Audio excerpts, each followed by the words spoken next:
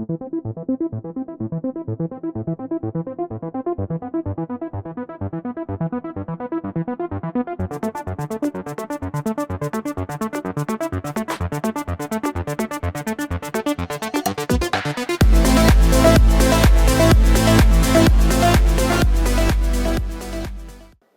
ఈ Cyberabad builder association ఆధ్వర్యంలో నిర్వహించినటువంటి యాన్యువల్ జనరల్ మీటింగ్లో భాగస్వాములు కావడం నా అదృష్టంగా భావిస్తూ ఉన్నా.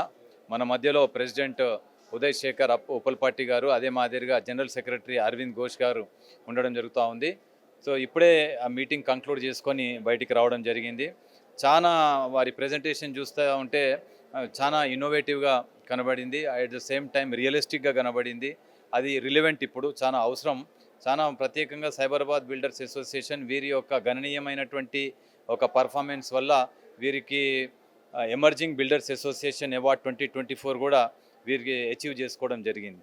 దాంతోపాటు వీరు మరి గ్రీన్ స్పేసెస్ విషయంలో, అదే మాదిరిగా ఎన్వైర్న్మెంట్ రెస్పాన్సిబిలిటీని 100% ఎగ్జిక్యూట్ చేస్తూ ఉన్నారు. అదే మాదిరిగా కట్టింగ్ ఎడ్జ్ టెక్నాలజీస్, ఈరోజు ఉండవలసినటువంటి సాంకేతిక పరిజ్ఞానం ఏదైతే ఉందో వాటిని యూటిలైజ్ చేసుకుంటూ ఒక నాణ్యమైనటువంటి జీవితం ప్రసాదించే మాదిరిగా చాలా కృషి చేస్తూ ఉన్నారు.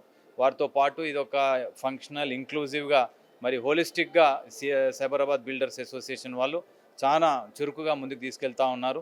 అతి స్వల్ప సమయంలో మరి నాణ్యమైనటువంటి మౌలిక అంశాలు, అంటే ఇన్ఫ్రాస్ట్రక్చరల్ ఏదైతే ఉందో దాన్ని ఫెసిలిటేట్ చేసే క్రమంలో మరి వారికి ఉన్నటువంటి రియల్ ఎస్టేట్ కానీ, వర్గానికి సంబంధించిన వాళ్ళు కానీ, బిల్డర్స్ కానీ, స్టేక్ హోల్డర్స్ కానీ, సర్వీస్ ప్రొవైడర్స్తో, ఆర్కిటెక్ట్స్తో కానీ, ఇంటీరియర్స్తో కానీ వారు హోలిస్టిక్గా వారి యొక్క ఎజెండా ఉంది. తప్పకుండా కూడా on par with their expectations ప్రభుత్వం కూడా నేటి పరిస్థితిలో ప్రత్యేకించి గ్రేటర్ హైదరాబాద్ మున్సిపల్ కార్పొరేషన్ సంబంధించి ఒక కొత్త వినూతనమైనటువంటి ఇన్నోవేటివ్ పాలసీ తీసుకురావడం జరిగింది.